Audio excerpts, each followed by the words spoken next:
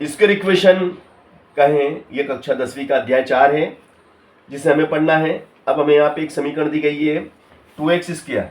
देखो आपको समीकरण दी गई है 2x square minus 4x minus 3 equal to 0। ये समीकरण दी गई है और इसका विविक्त कर आपको ज्ञात करना है और फिर मूलों की प्रकृति ज्ञात करना है कि इसके मूल कैसे। विविक्त कर को अंग्रेजी में डिक्रिमिनेंट कहते हैं, तो हमें पहले इसका विविक्त कर ज्ञात करना। तो ये जो समीकरण हमें दी गई है, इस वर्ग समीकरण की तुलना में एक मानक वर्ग समीकरण से करेंगे, एक standard form of square equation से इसकी कंपैरिजन की जाएगी। तो कंपैरिजन करने पे हम क्या पाते हैं कि a बराबर कितना है 2, b बराबर कितना है माइनस का 4, c बराबर कितना है माइनस का 3। अब हमें निकालना है डिक्रिमिनेंट। डिक्रिमिनेंट बराबर होता है b स्क्वायर माइनस 4ac। तो d बराबर क्या हो जाएगा भैया, b की जगह तो माइनस 4 की घात 2 माइनस 4, a की जगह कितना आ जाएगा, बोलो a कितना है 2, c कितना है माइनस का 3। तो बोलो डिक्रिमिनेंट कितना हो जाएगा, 4 चौक 16, माइनस माइनस का गुणा करेंगे प्लस, 4 दूनी 8, 8 तिया 24, 8 तिया 24। तो भैया 4 दूनी 8, 8 तिया 24 और 4 चौक 16 जुड़ जाएंगे तो कितने हो जाएंगे, 30 ने 40, 40 क्या आया आपका डिक्रिमिनेंट आया 40। अब आपका डिक्रिमिनेंट 40 है,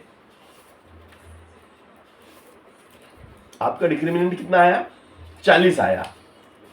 तो भैया ये बताइए कि जो 40 है वो धन का 40 है, क्या का 40 है, धन का 40, जो कि बड़ा होता है किससे, 0 से।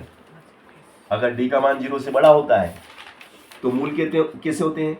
इसलिए इस वर्ग समीकरण के मूल, दी गई वर्ग समीकरण, दी गई वर्ग समीकरण के मूल कैसे हैं, मूल कैसे हैं, मूल वास्तविक हैं। मूल कैसे हैं, मूल वास्तविक व असमान है। मूल वास्तविक और असमान है। ये हमने आपको निकाल के दिखाया कि मूल वास्तविक और असमान है।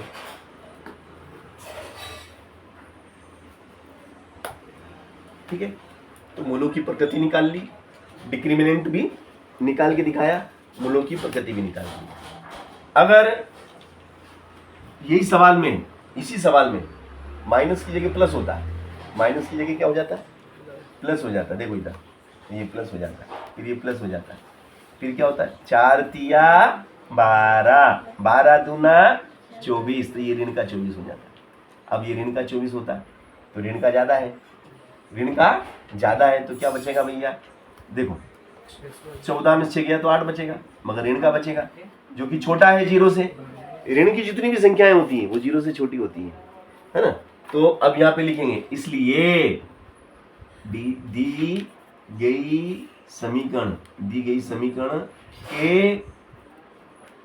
समीकरण के मूल कैसे हैं, मूल अधिकल्पित हैं, काल्पनिक हैं।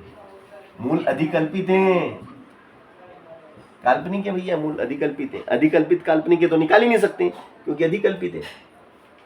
अगर d का मान अगर d is less than 0, d का मान अगर 0 से छोटा आता है, d का मान अगर ऋणात्मक है, d का मान अगर ऋण का आ गया तो मूल अधिकल्पित है, d का मान 0 से बड़ा आ गया तो मूल वास्तविक है, और d का मान अगर 0 आ गया, d का मान क्या आ गया, 0 आ गया। जैसे 0 कब आता है, देखो मैं बताता हूँ। जैसे मैंने ये समीकरण लिखी भैया, एक्स स्क्वायर माइनस 4x है ना प्लस 4 है ना, ये मैंने एक समीकरण लिखी बराबर 0। अब इसकी तुलना करता हूँ भाई सामने, किससे तुलना करता हूँ देखिएगा। अब आप इसकी तुलना करते हैं हम किससे, एक मानक समीकरण से। इसकी तुलना एक मानक समीकरण से हम करते हैं। बोलो a बराबर कितना, बोलो, बोलते जाओ, बोलने से क्या कॉन्फिडेंस आता है ना। अब d बराबर क्या होता है, b स्क्वायर माइनस 4ac। तो d बराबर b की जगह कितना रखूं भैया, बोलो बेटा, a की जगह, c की जगह 4 चौक 16, 4 चौक 16, d बराबर कितना आ गया, 0 आ गया। तो मूल कैसे हैं, इसलिए दी गई समीकरण के मूल कैसे हैं, मूल बराबर हैं। मूल बराबर है भाई साहब, मूल बराबर है, दी गई समीकरण के मूल बराबर है। तो देखो मैंने आपको बताया कि मूल कब वास्तविक होते हैं और कब अधिकल्पित होते हैं और कब बराबर होते हैं, ये कंडीशन मैंने आपको बता दी। अगला प्रश्न देखिएगा आप, अगला प्रश्न ये देता है कि k का ऐसा मान ज्ञात करो जिसके लिए मूल बराबर हो 2x² प्लस kx। क्वेश्चन है आपका 2x² प्लस kx प्लस 3 बराबर 0 में k का ऐसा मान ज्ञात करो, k का ऐसा मान ज्ञात करो कि उसके दो मूल बराबर हो। ऐसा मान ज्ञात करो ऐसा मान ज्ञात करो कि उसके दो मूल बराबर हो। अब भैया मूल बराबर हो उसके लिए हमें k का मान ज्ञात करना है। तो देखिएगा समीकरण क्या दी गई है, 2x² प्लस kx प्लस 3 बराबर 0, ये आपको समीकरण दी गई है। अब इसकी तुलना एक स्टैंडर्ड समीकरण से अगर आप करते हैं, जब आप इसकी की तुलना एक स्टैंडर्ड फॉर्म से करते हैं तो b बराबर k आता है और c बराबर आपका 3 आता है, ठीक है। अब मूल बराबर हैं तो यहाँ लिखेंगे चूंकि मूल बराबर हैं, मूल कैसे हैं, मूल बराबर है। और मूल बराबर कब होते हैं, मूल बराबर कब होते हैं, जब d बराबर 0 होता है। और d का सूत्र क्या है, d की जगह आ जाएगा b² माइनस 4ac बराबर 0। अब b कितना है, b हमारा k है तो b की जगह k, a कितना है और c कितना है।